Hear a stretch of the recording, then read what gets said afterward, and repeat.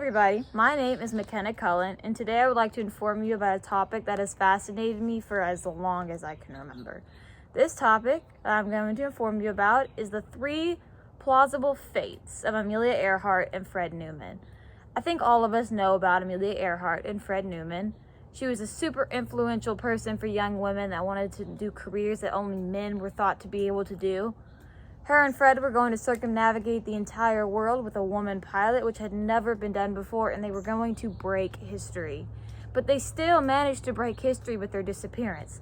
Nobody is sure where they went. Evidence is still being looked at, and the case will always probably be cold.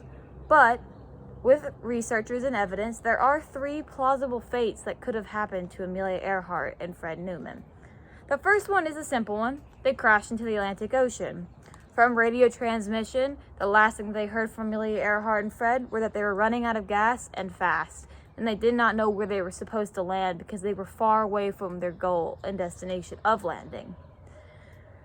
NationalGeographic.com talks about the technology that was used years beyond years later to use the coordinates from the radio transmission to navigate an area that the plane could have crashed in. Although they've been searching for years, they have not located the wreckage, but their coordinates cannot be exactly precise. Depending on how close they were to running out of fuel, the plane could have landed further than where the coordinates of the radio transmission were. This is backed up by USA Today, where they interviewed Amelia Earhart's great-nephew and asked him what he thought happened to his aunt. He said, "It's simple. She crashed into the Atlantic Ocean and perished that way. She ran out of gas, and that is the most plausible answer for what has happened to her." I hope he is correct that it was simple, just as simple as that. The second one is the castaway theory, which is my personal favorite. History.com talks a lot about this theory. There was a lot of coverage on it. They found an island called Gardner Island. I'm sorry if I pronounced that wrong. This island was found years and years later by researchers with artifacts and bones. Through the looks of these bones, and they did forensic analysis on these, they were able to deduce that they did have the same similarities that bones of Amelia Earhart would have. Although they did not locate Fred Newman's bones, it is still plausible that his bones are somewhere else on the island, or that something entirely different did happen to him. Britannica backs up what History.com had to say by talking about the artifacts that were found.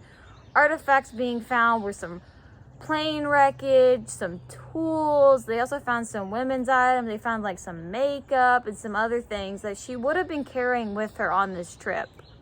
I think this theory is absolutely amazing. I think it is plausible because from the coordinates that they landed, if they could have made it to Gardner Island and landed there, they would have survived for at least long enough to just perish there.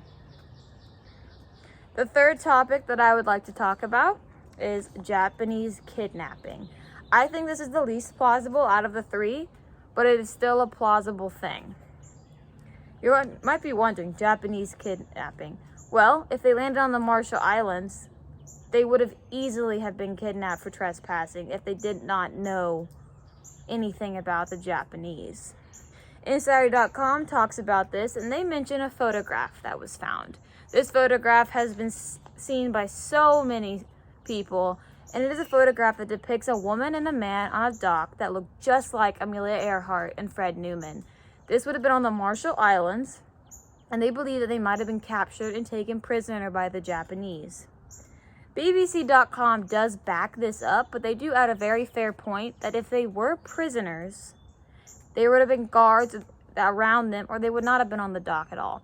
They do say that it is possible they did land on the Marshall Islands and live with the Japanese, but they do not believe that it's possible that they were prisoners because of how the picture looks. I think all 3 of these are completely plausible. I think the very first one for an open-end crash is probably the most plausible for what happened to them. Running out of gas and not knowing where to land in the middle of the Atlantic Ocean is a very hard thing to say did not happen. I hope that they do find evidence of what eventually did happen to them, but it's been almost 100 years, and I truly do not believe that it's going to happen. But I am certain that one of these 3 plausible end results with what happened to Amelia Earhart and Fred Newman on their circumnavigation of the world.